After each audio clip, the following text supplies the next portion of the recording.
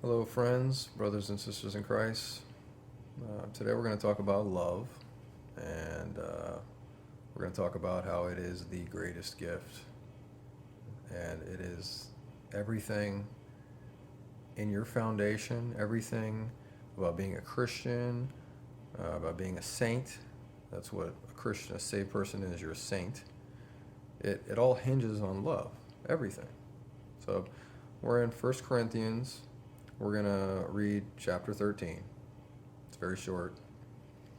It's very quick. I say that, but, you know.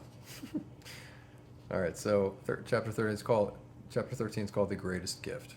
Okay, so though I speak with the tongues of men and of angels, but have not love, I have become a sounding brass or a clanging cymbal. And though I have the gift of prophecy and understand all mysteries and all knowledge, and though I have all and though I have all faith so that I could remove mountains, but have not love, I am nothing. And though I bestow all my goods to feed the poor, and though I give my body to be burned, but I have not love, it profits me nothing. Love suffers long and is kind. Love does not envy. Love does not parade itself. It's not puffed up. It does not behave rudely. It does not seek its own. Is not provoked. Thinks no evil, does not rejoice in iniquity, but rejoices in the truth, bears all things, believes all things, hopes all things, endures all things. Love never fails. But whether there are prophecies, they will fail. Whether there are tongues, they will cease. Whether there is knowledge, it will vanish away. For we know in part, and we prophesy in part. But when that which is perfect has come, then that which is in part will be done away. When I was a child, I spoke as a child. I understood as a child. I thought as a child. But when I became a man, I put away childish things.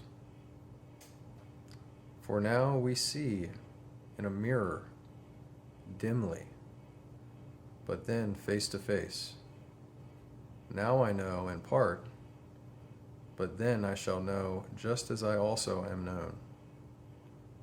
And now abide faith, hope, love, these three. But the greatest of these is love. And that's it. That's chapter 13, 1 Corinthians. That's what love is, friends, brothers and sisters in Christ. It suffers long, it's kind, it doesn't envy, it's not puffed up.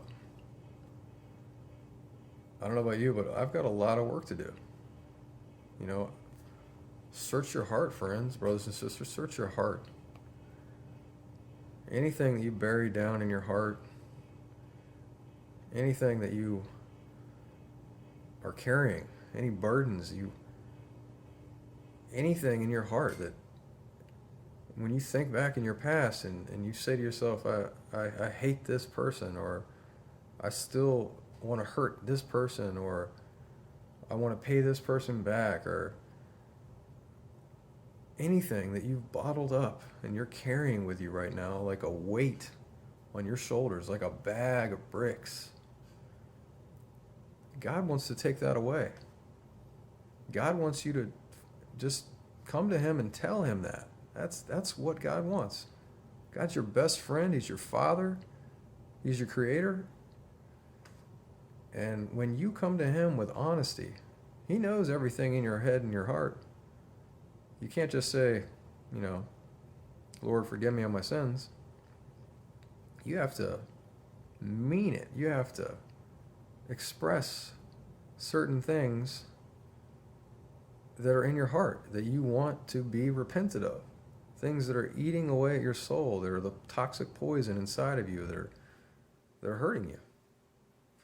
And when you come to terms with that, when you let all that out, who better than God? You can't tell these things to another human or your psychiatrist. No, you don't need a psychiatrist. You just need Jesus.